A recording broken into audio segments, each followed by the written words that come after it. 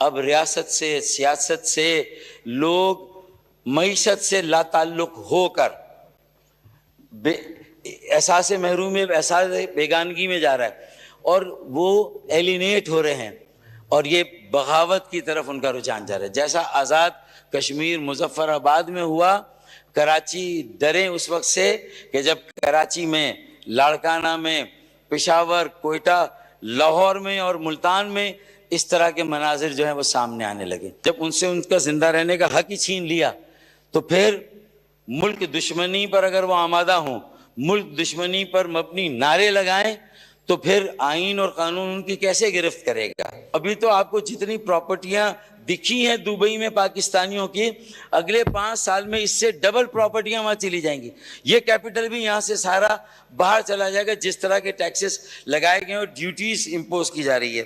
میرا یہ کہنا ہے اسپیکر صاحب کہ ہمیں فوری طور پر اس بجٹ میں تیل، گیس، بجلی اور یہاں تک کہ پانی کے بلوں میں کمی کرنی ہوگی، اور یہ اس طرح ہوگا کہ جو ان اشیاء پر سیلز ٹیکس ہے اس میں کمی کریں.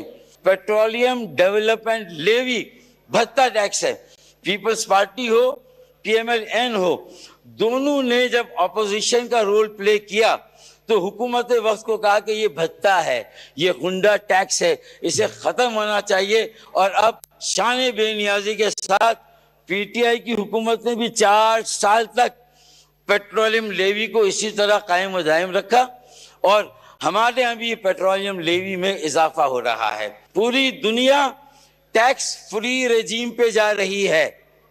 پوری دنیا ٹیکسوں عام مڈل کلاس پر، ایک غریب آدمی پر، ایک تنخواہ دار طبقے پر ٹیکس کی شرح کو کم کیا جاتا ہے.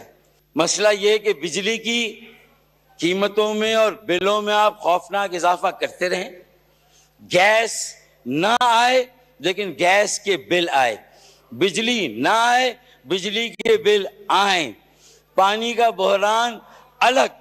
روزانہ میری بہنوں، میری بیٹیوں کو پاکستان کے تقریباً مڈل کلاس اور لوور کلاس طبقے سے تعلق رکھنے والے کو آئے دن تنگ کرتا ہے. صحیح معنوں میں آمدنی پر ٹیکس لگانا شروع کریں. بڑے وڈیروں، جاگیرداروں کی آمدنی پر ٹیکس لگائیں. 6 لاکھ تنخواہ سالانہ کمانے والے یا اس سے زیادہ، اس پر آپ نے 2.5% کے ٹیکس کی شرح کو 5% کر دیا، ڈبل کر دیا. جو پہلے ہی مرا ہوا ہے اسے اور مار دیا کہ کہیں یہ بچا تو نہیں ہے. اگر بحریہ ٹاؤن کی زمینیں ایکسٹرا دی گئی تھی اور 500 ارب روپے یا 700 ارب کی پینلٹی لگی، اور اس سے کئی سینکڑوں ارب سپریم کورٹ کے پاس ہیں، تو یہ پیسے کراچی کے انفراسٹرکچر ڈیولپمنٹ کے لیے اب مخصوص ہونے چاہیے. 15 سالوں سے کراچی کو پانی نہیں دیا گیا، ایک اضافی بوند پانی نہیں ملا. اب 15 سال میں یہ پانی اگر آپ نہیں دیں گے، K4 کا منصوبہ ڈول ڈرمز میں جو ہے وہ آپ کی کھٹائی میں پڑا ہوا ہے. تو اسپیکر صاحب اگر یہ پانی کا منصوبہ آگے نہیں بڑھا، سرکولر ٹرین کا منصوبہ، اور جو رقم رکھی گئی ہے اس بار، کچھ آنسو پہنچے گئے ہیں، تھوڑی رقم رکھی گئی ہے لیکن وہ خطیر رقم نہیں ہے.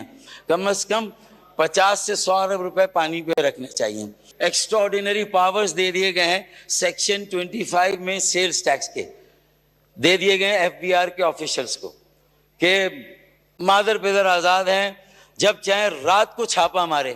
ارے وہ انجمنیں کہتی ہیں مارکیٹ کی، یار صبح آ جاؤ، ہم تعاون کریں گے، ہماری آمدنی کو تم اسیس کر لو، ہمارے تم بجلی کی کنزمپشن کو اسیس کر لو، ہمارا جو ٹرن اوور ہے بزنس پہ فکس ٹیکس لے لو. وہ کہہ رہے ہیں کہ شروع اس طرح کریں، فکس ٹیکس لے لیں، اور وہ فکس ٹیکس جہاں پہلے تھا وہ بھی آپ ختم کر رہے ہیں. لو کاسٹ ہاؤسنگ اسکیم کہاں ہے؟ اگر انہوں نے 50 لاکھ مکانات نہیں بنائے، 1 کروڑ نوکریاں نہیں دی، تو یار آپ تو کوئی دعویٰ کرتے کہ ہم 50 لاکھ نوکریاں دیں گے اور 25 لاکھ مکانات بنائیں گے. ٹٹ فور ٹیٹ کرے نا. یہ صرف الزامات لگا کر اور اسٹیبلشمنٹ سے کون کس وقت قریب تھا، صرف یہ سیاست کر کے تو میرے خیال میں عوام کا پیٹ تو نہیں بھرے گا. کھانے کی اشیاء پر بھی 18% جنرل سیلز ٹیکس لگا دیا. تب آپ بتائیے کہ سٹنٹڈ گروتھ، ہمارے 40% بچے سٹنٹڈ ہیں. اگر دودھ پر بھی آپ 18% جنرل سیلز ٹیکس لگائیں گے تو پھر بتائیں کون سا شعبہ اور علاقہ جو ہے وہ بچا ہے.